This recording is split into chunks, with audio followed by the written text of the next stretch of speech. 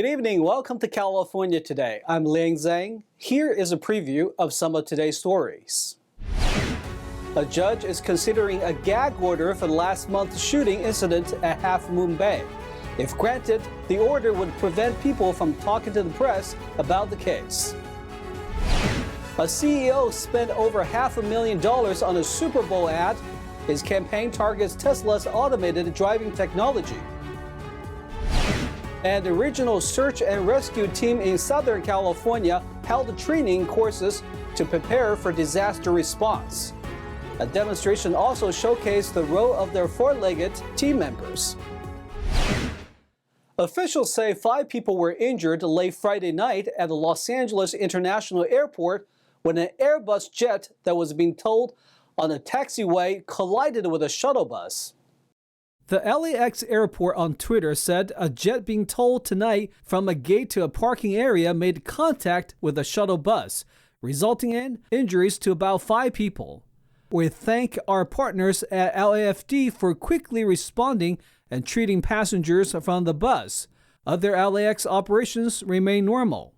LA Fire said 4 people were hospitalized and 1 was treated at the scene. A judge is thinking about a gag order related to the mass shootings at 2 Northern California mushroom farms last month. It would prevent certain people, including the defendant attorney, from talking about the case to the media. According to multiple media reports, a judge could bar attorneys from talking to the press about the criminal case of a farm worker accused of killing 7 people in back-to-back shootings at Half Moon Bay.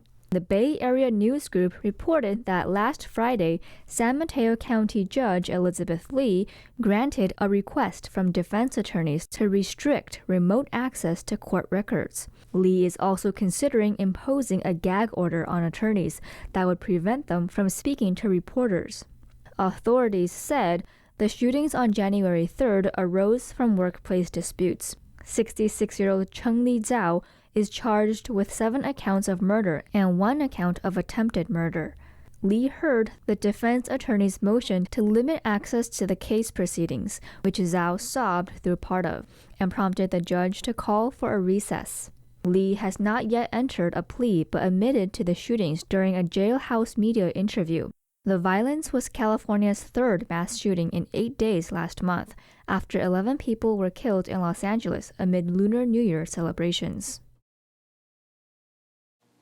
A California CEO spent nearly $600,000 on a Super Bowl commercial, slamming Tesla's full self-driving technology, though people are disputing over the video's authenticity. A 30-second Super Bowl ad shows Tesla vehicles allegedly in full self-driving mode not functioning as expected, such as running over child-sized mannequins and baby strollers. The man behind the ad is Dan O'Dowd, CEO of Green Hills Software and founder of the Dawn Project, a group that has long criticized Tesla's self-driving technology. Dowd says he's running a campaign to make computers safe for humanity and ban Tesla full self-driving.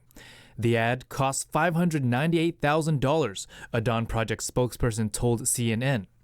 Tesla CEO Elon Musk tweeted on Sunday that, quote, "This will greatly increase public awareness that a Tesla can drive itself, supervised for now." Twitter users cited an article that claims O'Dowd's previous Tesla videos in 2022 did not have full self-driving engaged.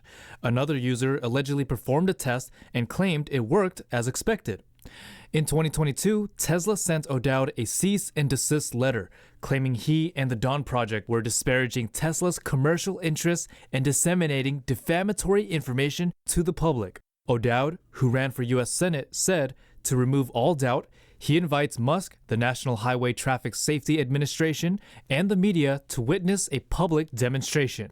O'Dowd said the NHTSA should turn off full self-driving until Tesla fixes all safety defects. An autopsy of the Orange County Deputy Public Defender who died in Mexico last month showed that the cause of death was an aggravated homicide. The lawyer had been celebrating his first wedding anniversary when he was killed. The autopsy that was performed on 33-year-old Elliot Blair, who died in Mexico last month, showed that the Orange County lawyer was likely a victim of a homicide. Attorney Case Barnett, the lawyer representing the family of Blair, says the autopsy showed he sustained 40 fractures to the back of the skull, as well as road rash on his knees and a toe injury, which indicated he was dragged. Barnett argues that the results of the autopsy done in Mexico contradict statements from authorities indicating Blair died from a fall from a balcony at the Rosarito Beach Resort, where the couple was staying. Barnett says, quote, "He's not going to have a toe injury and injuries to the back of his head as a result of a fall." Blair's room was about 20 to 25 feet from the ground, and he was found on his right side with his face down. He also had a blood alcohol level of 0.1, which is 2 points higher than the legal limit for driving in California. According to his friends and wife, Blair did not show any signs of being drunk. The family's investigators have been trying to obtain hotel surveillance video and more law enforcement reports as they piece together what happened. The family is also awaiting results from his own independent autopsy, which could take several more weeks. His body was embalmed in a Mexican funeral home, making it more difficult to do toxicological tests. Blair has been with the Public Defender's Office since 2017. For Americans considering traveling to Mexico for spring break, the U.S. Department has issued its highest level of travel for 6 states in Mexico due to crime and kidnapping. Of the 32 states in Mexico, only 2 states were given normal precaution designation. A regional urban search and rescue team held their week-long training course this week, when they demonstrated their skills and tools they use to help rescue those in need when a natural or man-made disaster strikes. LA City Fire hosted a regional technical search course at their renovated training center in Sherman Oaks on February 9th. Regional search and rescue teams demonstrated the practice and training needed to develop the necessary skills when deployed in a variety of emergencies. The California Earthquake Authority states California is home to 2/3 of our nation's earthquake risk, with over 500 active faults, more than 15,000 faults, and a high chance of having a 6.7 magnitude earthquake or higher. It makes regional search and rescue training vital. During this week-long course, students will learn the latest in search operations, utilizing state-of-the-art technical equipment, including search cameras and listening devices, as well as a new search and rescue common operating platform, or SARCOP, for real-time search coverage situational awareness. All of these resources stand ready to assist the City of Los Angeles, the State of California, and the United States in preparation for, response to, and recovery from natural and man-made disasters. The most recent is the multiple earthquakes in Turkey and Syria, where LA County Fire sent a search and rescue team to help. Multiple quakes have wrecked both countries. The death toll has surpassed 20,000 deaths, with hundreds of thousands left homeless. Not only is advanced technology and equipment used, but man's best friend is a key member in urban search and rescue. The canines can make very quick work out of a very small area. Their ability to smell and detect the victim is unbelievable, and so they are priceless to the teams. They give us a much quicker access to a victim than we could do by ourselves with our own senses. So they provide a tremendous opportunity for us, and they can get into places quickly, much smaller places than we can, to locate victims so that we can do work in that specific area and take a big problem and make it a little smaller for ourselves. Search and rescue dogs are trained at an early age during a disaster to detect 2 types of human scents. So 2 completely different specialties. One looks for any kind of deceased scent, human remains, and then he looks for strictly live, any human beings that are still currently alive and breathing. So they completely do 2 different kind of specialties. The press conference held on February 9th coincided with the 52nd anniversary of the Selmer earthquake. The magnitude 6.6 earthquake rocked the San Fernando Valley, claiming 64 lives and causing widespread damage throughout the city. Officials say the 52nd anniversary and the recent earthquakes in Turkey and Syria are a good reminder to be earthquake and disaster ready. We're going to take a short break, but here's a look at what we got for you when we come back. Southern California is in for a chilly week. Weather Service officials issued alerts for potential high winds and colder temperatures. The California Department of Food and Agriculture issued a new quarantine, but it's not for people, it's for citrus trees that are being infected with a specific tree disease. And the city of Los Angeles passed an ordinance requiring landlords to pay relocation assistance to certain tenants. This is only if tenants move out due to rent increases. That and more on California Today.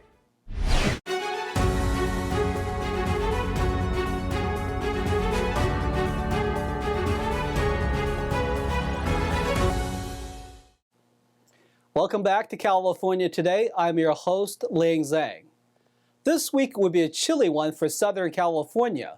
The National Weather Service announced an incoming cold front may plummet temperatures and bring high winds and storms across the region.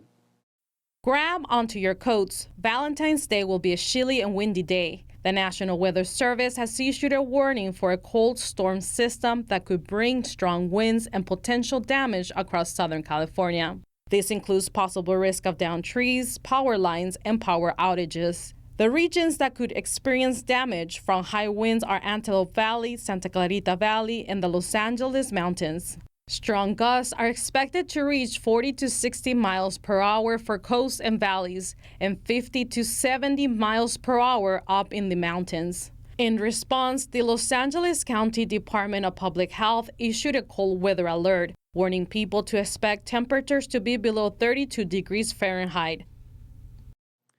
The California Department of Food and Agriculture has declared a citrus quarantine. The announcement was made this week after officials detected a potential tree disease. A citrus quarantine was announced on Tuesday. The California Department of Food and Agriculture, or CDFA, issued the quarantine to a 95 square mile area of Rancho, Bernardo. This comes shortly after a potentially threatening citrus disease was discovered during a routine inspection. The disease, known as Huanglongbing, is a major threat to San Diego's 115 million annual citrus crop. County officials say that the trees infected with the bacterial disease can produce misshapen and bitter fruit, which can eventually kill the tree.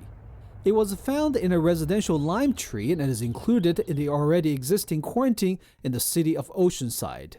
It covers the area bordered on the north by the intersection of Interstate 15 and Auto Parkway, to the south by Poway Road, and to the west by Via de las Flores, and to the east by Lake Ramona. According to San Diego Agricultural Commissioner Ha Dang, the Huanglongbing virus is fatal to citrus. She says, quote, "Our goal is to prevent this disease from spreading any further.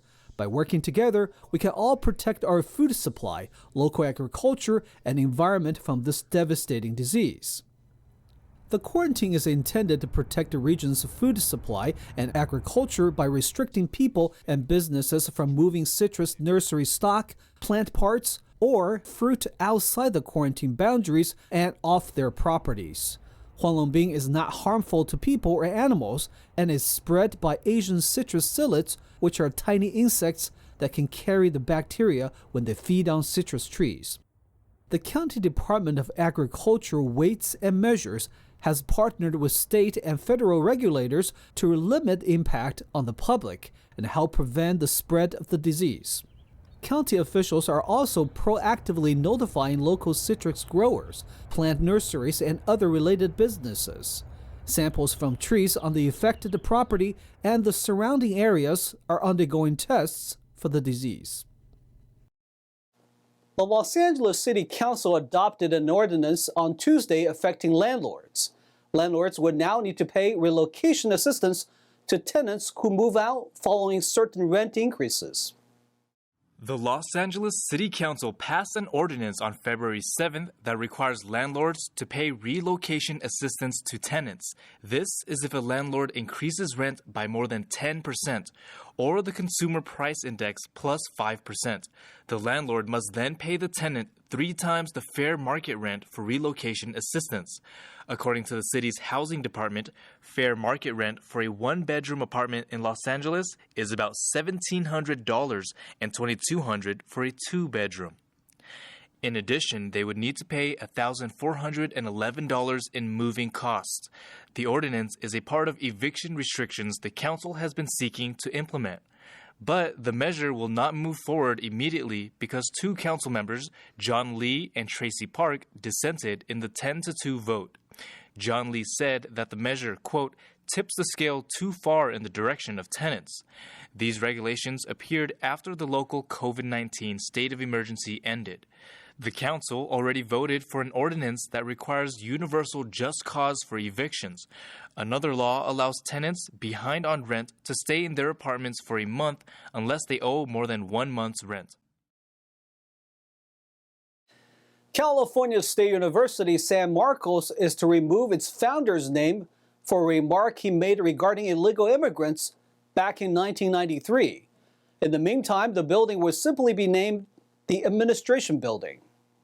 California State University San Marcos' Administration Building is getting a new name. The move aims to disassociate the school with its founder, the late former Senator William A. Craven. The University System's Board of Trustees approved the name change last month. The recommendation came from a task force commissioned by the campus's president, Ellen Neufeld. Neufeld put the task force together in 2021 to evaluate the words and actions of Craven and to consider similar name changes at other universities. After 2 years of investigation, the task force recommended the name change. The task force reported that Craven had suggested using public services to get a head count of undocumented students in all public schools in San Diego County. The report deemed his remark regarding illegal immigrants during a hearing back in 1993 as, quote, insensitive. Craven said at that time, "It seems rather strange that we go out of our way to take care of the rights of these individuals who are perhaps on the lower scale of our humanity for one reason or another. And we really spend a lot of time and obviously a lot of money to discommode the people who pick up the tab to take care of the people that the law seems to favor." Criticized by some for being racist at the time, Craven responded that the comment was taken out of context, as it was made during a 7-hour-long hearing, and he was only talking about the economic status of undocumented immigrants. CSU San Marcos officials said the building will be temporarily named the Administration Building in the meantime. California officials presented Shen with proclamations in San Diego. Let's hear what they have to say. California Senator Brian Jones presented a proclamation welcoming the Shen Performing Arts. I was very impressed that they must work out quite a bit and practice quite a bit to get the timing right and to do all those flips and all those movements synchronized. Congratulations. Similarly, a representative from San Diego County Supervisor Jim Desmond's office presented a proclamation declaring a Shen Performing Arts Day. I liked the costumes and the stories that each individual vignette told and how it was all related to things happening in China in the past and even things happening in China now. Uplifting the public spiritually, I think it's fantastic. It's all very heavenly, what we would call heavenly. Traditional Chinese culture was inspired by the heavens. Shen Yun's mission is to revive this nearly extinct culture through dance and music worldwide. Showed me a lot of the culture, and through the stories, it showed me a lot through what was happening, like in the past and in the future. It makes you appreciate all the time the gifts, the privileges and the rights that we have here in America. Makes you really thankful. And I'm glad that you can play it here so that we can find out about the history of China. One of the messages throughout the performance that I hope Americans pick up on is how important the First Amendment is to all of us here in the United States as a cornerstone of our Constitution, and that the message about China infringing on infringing on freedom of speech is an important bedrock of the United States Constitution. NTD News, Escondido, California. Now let's check in with NTD's Tyler Castillo for today's Sports Roundup.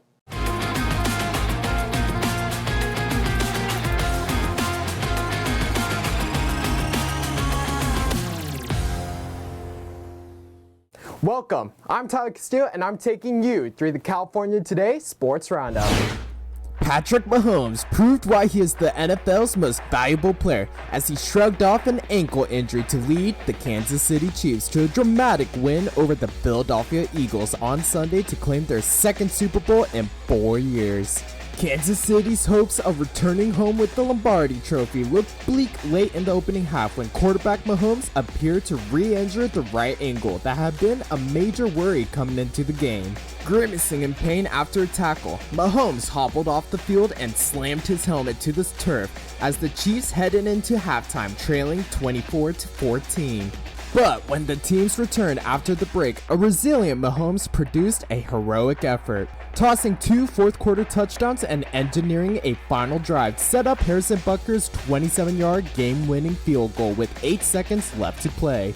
Mahomes also threw for a touchdown in the first half, had a total of 21 completions for 182 yards and rushed for 44 yards. Jalen Hurts, another leading candidate for the NFL MVP award, turned in an almost equally dazzling performance, running for 3 touchdowns and a Super Bowl record 70 yards. He also threw for a touchdown. Chiefs 38, Eagles 35. Erik Karlsson had a goal and 2 assists for visiting San Jose in a win over Washington.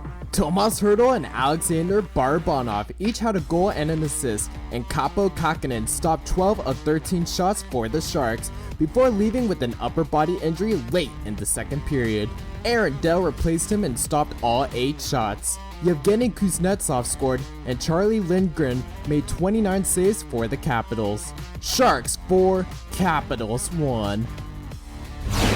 The Vegas Golden Knights scored 5 times in the third period to cruise to a victory over the Anaheim Ducks on Sunday afternoon in Las Vegas. Vegas increased its Pacific Division lead to 3 points with its 3rd consecutive victory. Isaac Lundstrom had a goal and an assist, and Frank Vatrano also scored for Anaheim. John Gibson, coming off a franchise record 53 save performance and a 6-3 loss to Pittsburgh on Friday, finished with 32 saves. Knights 7, Ducks 2. Thanks for tuning in to the California Today Sports Roundup. That's all we've got for you tonight. We'd like you to join us again on California Today every weekday at 8:30 p.m. Make sure to check out our broadcasts on our California Today webpage. You can find it at ntd.com/California-today. You can also find all of our top latest clips there, ready to share with friends and family. Send us a message on Twitter, Facebook, or Instagram, or through our email, california.today@ntd.com. I'm Lang Zhang. Have a wonderful evening.